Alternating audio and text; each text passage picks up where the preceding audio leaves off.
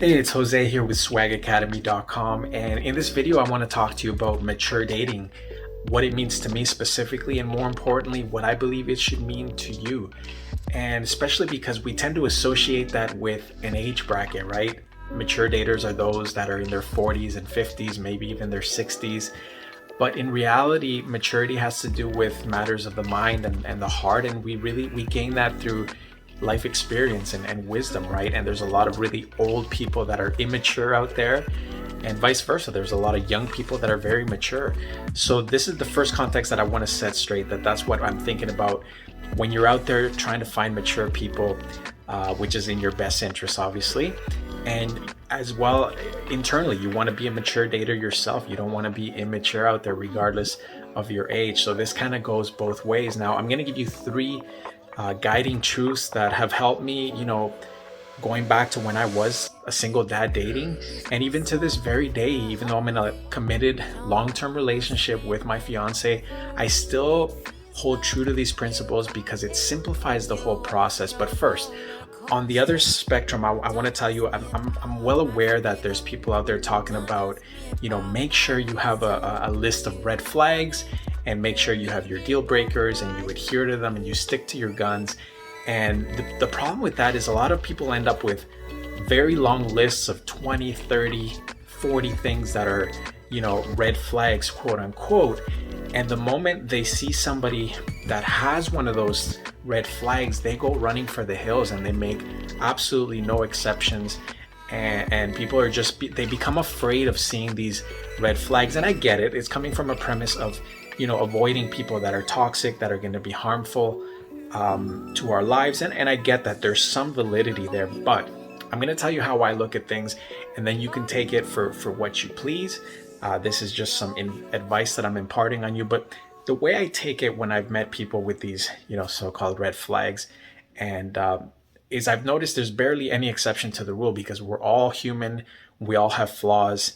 So it's going to be next to impossible to find somebody that doesn't have something that you don't like or you don't agree with. But the question is, where can you make those exceptions? So here's the first guiding principle that I use. Number one is ownership. So that reflects immediately with a person's past, right? Everything that they've done that obviously can't be undone, has that person learned from their mistakes? Have they taken ownership? Do they still make excuses? Do they still lay blame on other people?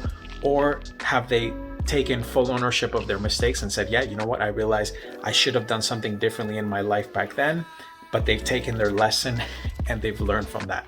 So that, for me, parts the way, and it makes the distinction between somebody who's mature and somebody who's immature. Now, in the same wavelength, in present, if you're dating that person or you're in a relationship or you're trying to build something, there has to be accountability for the present, right? So taking those mistakes from the past, how have you now changed to be able to be a good partner, be a good girlfriend or boyfriend to the person that you're seeing, right?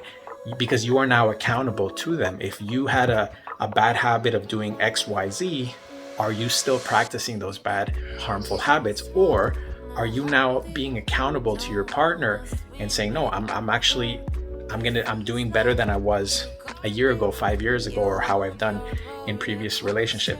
Again, same thing.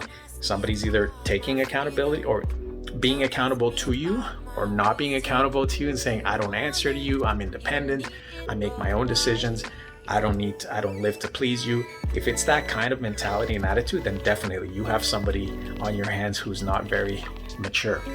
And then finally, when we're talking about the future, you need somebody who is constantly growing, right? Who's invested in their own personal growth, and that's mentally, emotionally, physically, spiritually, financially, you name it.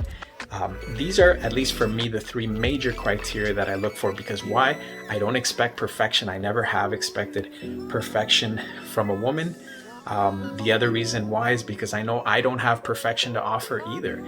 I could, make a list of my red flags, but there's a good chance that I could probably make the list of red flags on many women's lists. But for me personally, if I find that a person is able to have these three qualities, take ownership of their past, have accountability for the present, and commit to growth, for the future, those three elements are enough for me to be able to build and develop an ongoing relationship, a commitment, a lifelong partner, which is exactly what I've done, the person that I found, despite her many flaws and mistakes being made in the past.